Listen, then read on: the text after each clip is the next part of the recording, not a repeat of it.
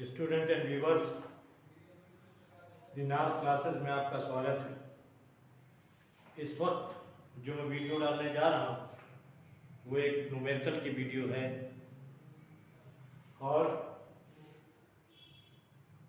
Molecular formula और empirical फार्मूले पर बेस्ड है।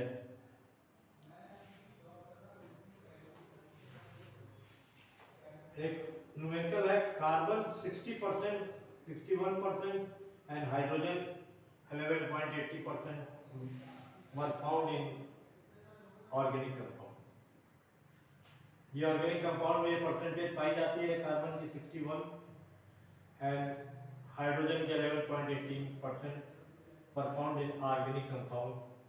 If the vapor density of compound is 59, so what will be molecular formula and empirical formula? अगर किसी organic compound में carbon और हाइड्रोजन का परसेंटेज दिया है तो में इसका मतलब है कि तीसरा एलिमेंट और जरूर होगा।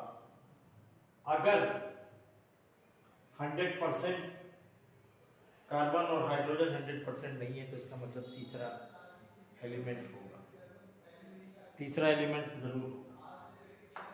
जनरली कार्बन जो है हाइड्रोकार्बन्स में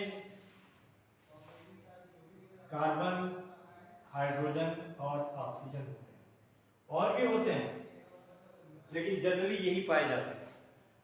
कोई फार्मूला ले लीजिए आप, तो जैसे कि आप सपोज कर लीजिए C6H12O6, तो देखिए इसमें तीनों ही ग्लूकोज का फार्मूला है, ग्लूकोज का फार्मूला है, ये ग्लूकोज का फार्मूला इसमें देखिए यहाँ पर तीनों। तो यहाँ पर 61% और 11.88% है, ये दोनों का जोड़ जाके बैठता है 72.88%। 100 में से अगर 100% अगर कोई चीज है तो उसमें दो ही चीज है, तो थर्ड चीज भी होगी। नेचुरल है कि तीसरी भी चीज होगी, तो तीसरी चीज जो है वो ऑक्सीजन है। जनरली जरूर होगा, जैसे कि ऑक्सीजन हो सकती है। तो 27.12, 100 में से 72.18%, 88 घटाएंगे तो 27.12 आता है, ऑक्सीजन 12। तो देखिए यहाँ पर हम लोग निकालेंगे क्या, यहाँ पर निकालेंगे मतलब एम्पिरिकल फार्मूला और मॉलिक्यूलर फार्मूला हम यहाँ पर निकालेंगे। एम्पिरिकल फार्मूला और मॉलिक्यूलर फार्मूला निकालेंगे तो देखिए एक हमने ये चार्ट बनाया है, इस चार्ट में जो है चार्ट में आप देखें एलिमेंट में कार्बन है, हाइड्रोजन है, 61% जो है वो आपके कार्बन है, 11.88% जो है आपका जो है हाइड्रोजन है, और 27.12% जो है ये आपके ऑक्सीजन। आप कार्बन का एटॉमिक मास 12 होता है, हाइड्रोजन का एटॉमिक मास जो है, एटॉमिक मास या मॉलिक्यूलर मास जो भी आप कहें, दोनों एक ही होते हैं, एक है, और इसका 16 है। नंबर ऑफ मोल्स हमें ज्ञात करने हैं, क्योंकि नंबर ऑफ मोल्स ही जब ज्ञात करेंगे तभी हमें पता चलेगा एम्पिरिकल फार्मूला या मॉलिक्यूलर फार्मूला। तो यहाँ पर 61 में जब 12 का भाग देते हैं तो 5.8 आता है, 11.88 में 1 का भाग देते हैं तो 11.88 आता है, और 27.12 में 16 का भाग देते हैं 1.69 आता है। ये सिंपलेस्ट जो है रेशियो है, लेकिन अगर इसमें हम जो सबसे कम आया तो सिंपलेस्ट होल मोलर रेशियो को निकालने के लिए, ये सिंपलेस्ट मोलर रेशियो है, लेकिन सिंपलेस्ट होल मोलर रेशियो निकालने के लिए हमको यहाँ पर 1.6 जो सबसे कम है, तीनों के बाद जो भाग देने में सबसे कम आता है उसी से हम भाग देते हैं। तो ये 3 आता है, ये 7 आता है, ये 1 आता है, भाग दे के देख लीजिए तही करीब करीब आएगा। सिंपलेस्ट होल मोलर रेशियो है 3, 7, 1। अब देखिए ये मोलर रेशियो जो है सिंपलेस्ट है मोलर रेशियो, और एम्पिरिकल फार्मूले में सिंपलेस्ट मोलर रेशियो यूज होता है। तो देखिए एम्पिरिकल फार्मूले में CH3 ये 3 ले लेंगे, हाइड्रोजन 7 और ऑक्सीजन 1 ले लेते हैं। तो 1 ले लेते हैं।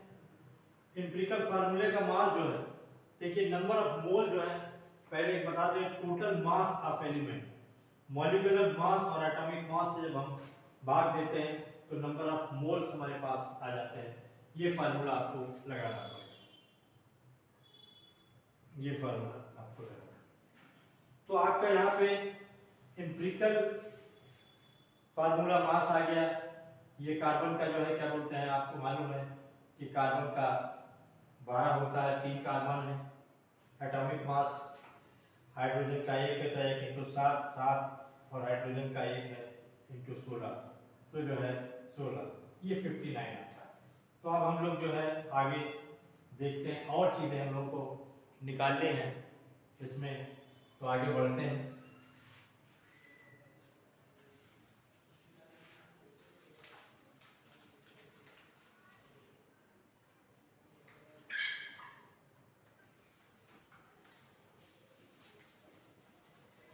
इसमें चलते चलते आगे आपको आगे जो चीज़ है उसको बताते हैं, और आप लोग इसमें देखकर अच्छी तैयारी करें,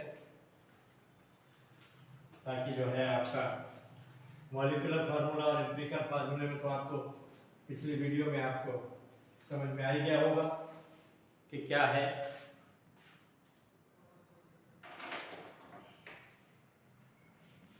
देखिए एम्पिरिकल फार्मूला आपका P आ गया है।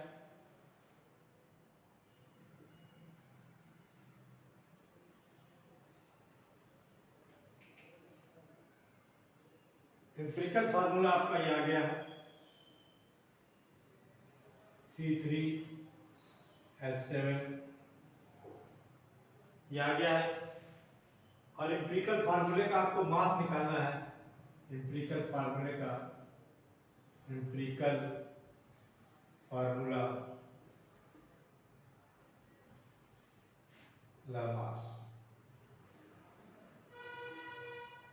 मास निकालना है, तो 12 + 3 + 1 × 7 1 × 16 जाकर ये करीब 59 आ जाता है। ये 59 आ जाता है। Molar mass into vapour density, molar mass एक चीज है, मोलर मास 2 × वेपर डेंसिटी।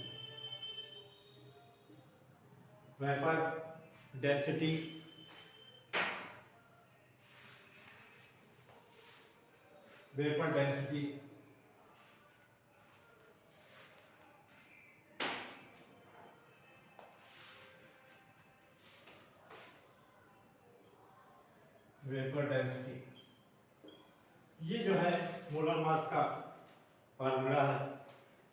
अब जो है मॉलिक्यूलर मास आपको निकालना है। तो मोलर मास या मॉलिक्यूलर मास एक ही चीज है। मॉलिक्यूलर मास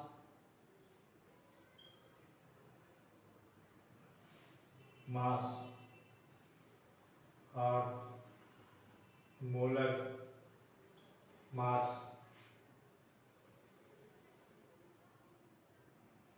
एक ही चीज है, दोनों 2 × वेपर डेंसिटी 5 वेपर डेंसिटी, और ये आपका 118 आ गया। ये आपका 118 आ गया। अब empirical formula mass upon n की वैल्यू जो होती है molecular formula mass, molecular formula mass upon empirical formula mass 118 ही आ गया, और एम्पिरिकल का फार्मूले का मास जो है 59 आया। तो n की वैल्यू जो है यहाँ पर 2 है। n की वैल्यू यहाँ पर कितनी आ जाती है? n की वैल्यू यहाँ पर 2 आ जाती है, n बराबर हो जाता है। हम आपको पहले बता चुके हैं कि मॉलिक्यूलर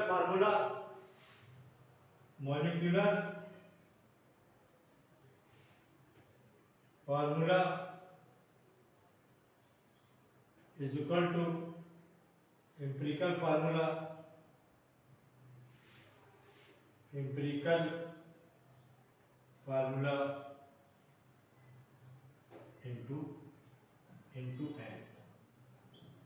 n। यहाँ पर n की वैल्यू 2 है और एम्पिरिकल फार्मूले की वैल्यू जो है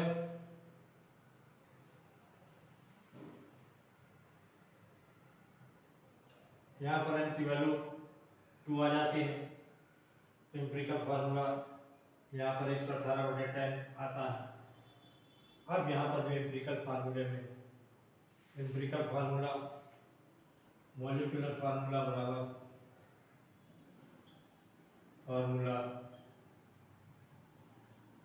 बराबर एम्पिरिकल फार्मूला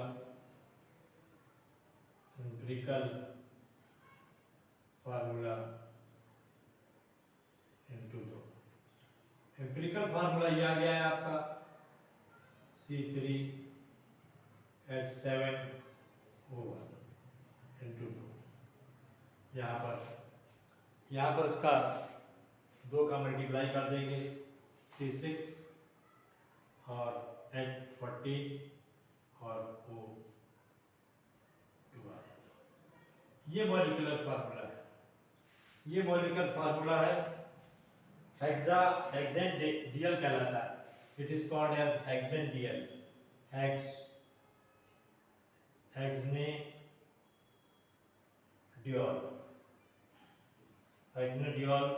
पिनकॉल भी इसको बोलते हैं, पिनाकॉल, इसको पिनाकॉल भी बोलते हैं। इसे क्या बोलते हैं? इसे पिनाकॉल भी बोलते हैं। It is also called as pinacol, इसको पिनाकॉल भी बोलते हैं। पिनाकॉल जो है वो किसी कंपाउंड में हम जो है कि किसी कंपाउंड में एल्डिहाइड है या कीटोन है, इस टेस्ट के लिए भी पिनाकॉल की यूज किया जाता है। Pinacol is used to test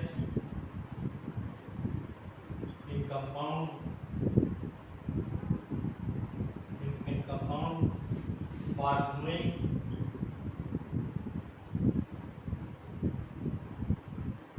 ketone and aldehyde.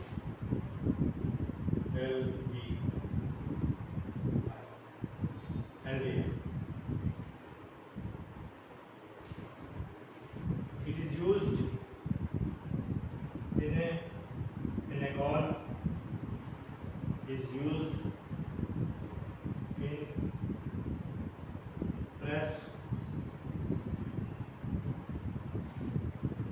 fungicides, herbicides,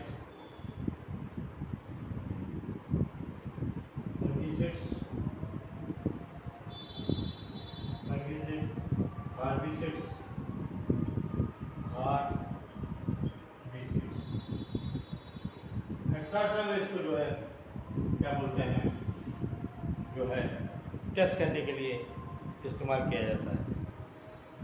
तो मैं इस वीडियो को यहीं पर ख़त्म करता हूँ।